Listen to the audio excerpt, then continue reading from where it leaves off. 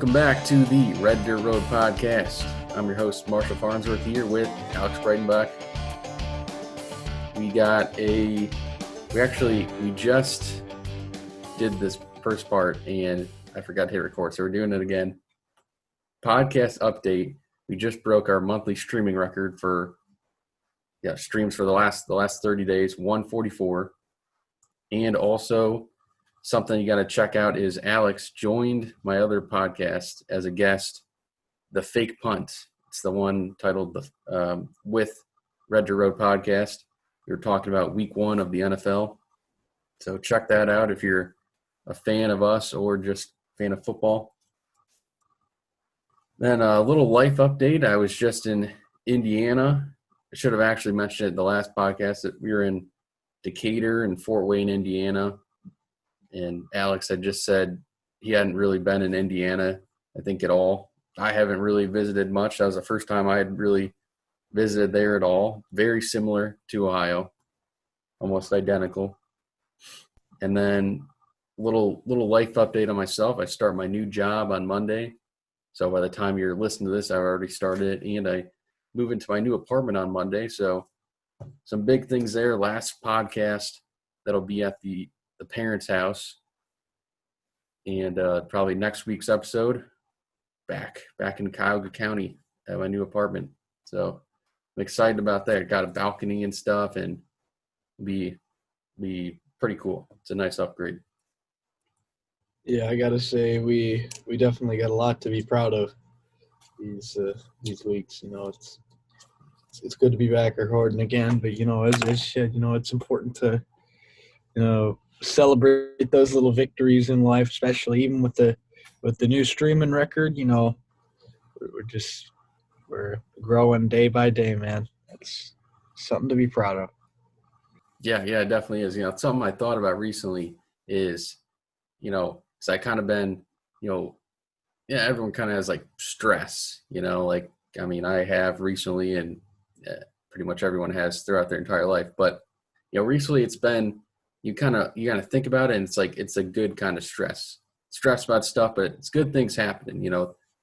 We got the podcast. I got 2 podcasts now, but it's like the one's doing really well. This one, and new job, new apartment, way better than the last one. So it's stressing about good things, which is the important thing. And let's get onto this song now. So I've been wanting to do this for a little while because Charlie Daniels passed away. I wanted to have a song that we're reviewing that's his. We were thinking about Long-Haired Country Boy or Devil Went Down to Georgia. And I had remembered that this song, Long-Haired Country Boy, he did one with Brooks and Dunn. So I thought, how perfect. We'll talk about kind of both, but reviewing mostly the newer version. So some of the facts of the song. So this newer one was released in October 6th of 2007 off his album Deuces, which is kind of his album where he just took his old songs that were really his hits and had country artists come on and sing with him. It's the 10th song out of the 13-track album. And then as far as the original version, it was written and performed by Charlie Daniels and Charlie Daniels Band, released in 1974 off his album Fire on the Mountain. It was released as a single in April of 1975, and it was re-released as a single in January 1980. In 1975, it peaked at 56 on the U.S. Billboard Hot 100, and in 1980, it peaked at 27 on the country hot country singles and tracks chart. So kind of a breakdown of the song. It's got an intro about 12 seconds long, and then the first verse, they all the verses, they jump back and forth between the singers. So the first verse, it goes Charlie Daniels, Ronnie Dunn, Kix Brooks, Charlie Daniels.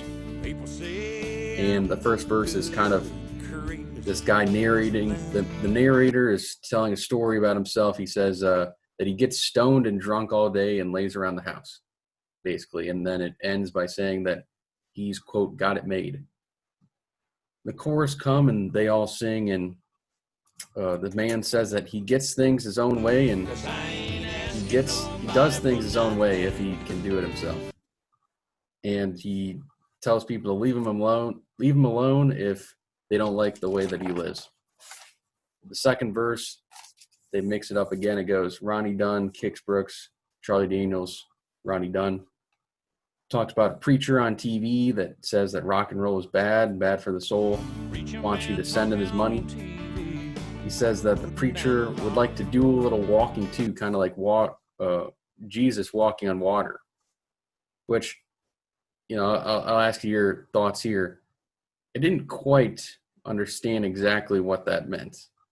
What he was saying, he thinks the preacher would like to do a little walking himself. I'll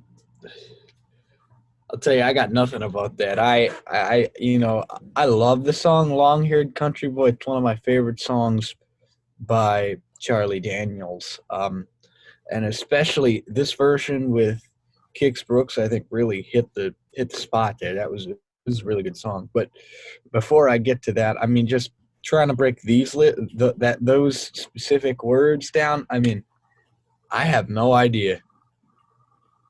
Yeah, maybe it's just something that he said, it would, like, because they rhyme, or, the scheme is good. It helps the flow, but I don't know what that means.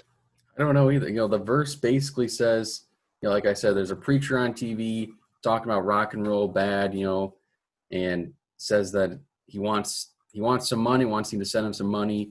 He says that Jesus walked on water, and then the narrator says he believes that, but he also believes that the preacher man would like to do a little walking himself. And I don't really know what that means.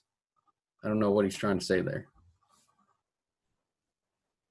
Yeah, I don't know. I don't know. That's quite. I guess I don't know how you would find that out. We'll have to do a little digging. Yeah, that's definitely something to do a little bit more research on that little part right there, because I don't know. Like, I understand what, he's talking about, the Jesus walking on water, and maybe the priest want to do a little bit of walking too. If he's using the walking as like, a direct reference to walking on water, maybe he's insinuating that the preacher wants to get high. I don't know. But I'm not sure. Yeah, it maybe I thought it might have something to do with the money. You like to do a little walking too. No, I don't really know. It's not very clear. Not very clear. And then it goes into the chorus. They're all singing throughout the chorus again. A little breakdown with the guitar. Verse 3 goes Brooks, Dunn, Daniels, Brooks. And he talks about people of different gender and different social class and what they want and what they do. And he says that the narrator says he doesn't want much, but to just tell another joke. And in the original version, it actually says that he'll just take another toke. So they made it a little cleaner in the newer version with Brooks and Dunn. The rest of the lyrics are all the same except for that. So I'll ask you now, what's your opinion of this song, and I guess how it compares to the original version? I mean, when you listen to the original version, it's definitely like classic Southern rock vibes there. And it wasn't, like, to me, I don't really, like, I regard it as a country music song, but it's not like, but it's unique in its own light, that it has those kind of Southern rock vibes, and just Charlie Daniels, like, kind of not even really, he's not even really singing. He's more doing like some sort of a talking blues type thing,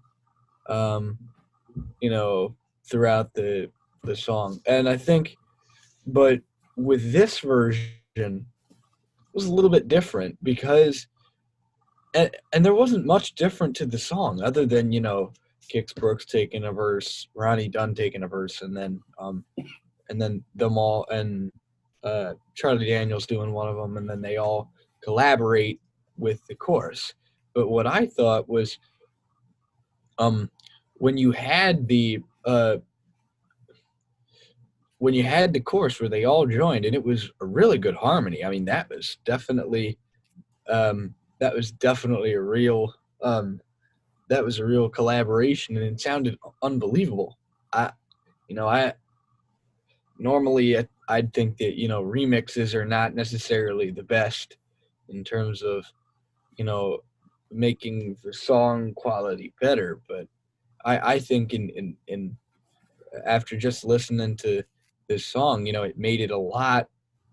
Um, I liked this version more almost, and I gotta say that with Brooks and Dunn on this song, particularly with the harmony that's a staple of their work. I think that it made this song like almost like another song in its own light. Um, that it would stand alone, like it wouldn't even compare to the original version, because the original version sounds a lot more like southern rock, and this version sounds a little bit more like a 90s country music song, because it's got those harmonies, it's got that, it's still the same kind of instrumentation and backtrack, but I think overall it makes it sound like, it really does sound like a Brooks and Dunn song. Like it sounds, because having them on the track is, that's, I gotta say, I was very surprised, and I was not disappointed. I thought, there's nobody that could do it better than, Charlie Daniels originally going into this. But I found it's kind of like the Brooks and Dunn with Luke Combs. You know, the collaboration in this sense of, in this case made the song a lot better, and I think definitely speaks to the song's value and its importance. Um, as a I I like this version. I don't love it though. I like the original version better. And I think it was the way that they used the singers in the song that I don't like. I don't like how they each did one line. I think most of the time that does not work very well. I think it makes it, there's too many people singing. It brings takes something away from it. I think it would have been a lot better if they would have just had Charlie. There's three verses. They should have just done Charlie Daniels one verse, the whole verse, Ronnie Dunn another verse, Kix Brooks another verse, versus chopping it up. They each get one line. I think it sounds too choppy. You got, they sing differently. So I didn't really like that aspect. The chorus sounded well when they all sang together, but that would be my takeaway. I think this song is better suited to Charlie Daniels, but if you're gonna have Brooks and Dunn in it, I would have liked each get their own verse. Kind of like with the Luke Combs song. I think they didn't go back and forth. It was mostly Luke Combs took a verse, Ronnie Dunn took a verse, or at the very least, I think there might have been a verse where Luke Combs like started and then Ronnie Dunn finished the verse. But I don't even think I think they mostly got their own verse. So that would be my takeaway of what I I mean, that's didn't like about it. yeah. I mean, that's definitely a good point that you made there. Like, they're not really, like you said, that they're not taking their own verses. I mean, if they did, it would definitely make the song feel less choppy. But like, I do think that I do think that uh, the Charlie Daniels song and this song are unique in their own light. I mean, I don't think that I think you like in this case you have to listen to it like almost as two completely different songs, because like at least that's what I would regard it as, because it doesn't sound like the original long-haired country boy. So I wouldn't regard it as a cover. It's not a cover. It's like um it's a in my opinion it's a collab track that they remixed, and they tried to make it better. And I think that, they did do a pretty good job. But I mean, like you said, I definitely would have liked to see um, each of the guys have their own verse as opposed to switching each each line. But I think overall the chorus and the harmony, that was a part of it was definitely very good. Another thing I know I don't mean to dock on the song a lot, but there's a lot of things I think the original is so great. One thing I don't like about it, you look at the Brand New Man with Luke Combs. One thing that song did great is it utilized Luke Combs' talents. He's got, just like Ronnie Dunn, or a younger Ronnie Dunn, he's got these big vocals. And so I wish, this song doesn't really have that because that's not really Charlie Daniels. Ronnie Dunn does. So I wish they would have kind of, changed the song, tweaked the song a little bit more to, give Ronnie Dunn some parts that are like some big vocal parts, like if you're going to change it, I think go all in on what Brooks and Dunn is, or Yeah. bring they're the best of what Brooks and Dunn is. Like, I don't think this brings in the best of Brooks and Dunn. I think it kind of brings, you get just a little bit of Ronnie Dunn, kind of his vocals in the chorus and stuff. But to me, it falls short of what the best of what Brooks and I Dunn kind of brings. I mean, I tend to agree in spirit. I mean, that is a good point, but I do think that they did a good job on the chorus.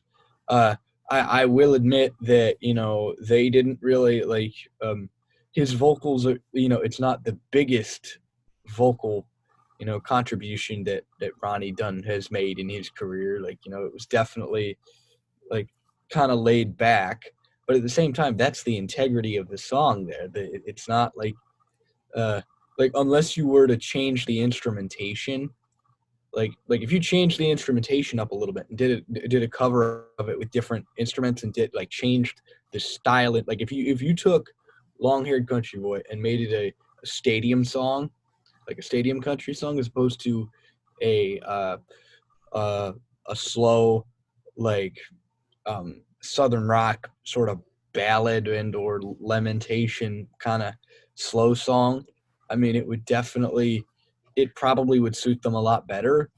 But in this case, I think they're just singing Charlie Daniels' song the way Charlie Daniels would sing it, and I mean it's hit or miss there.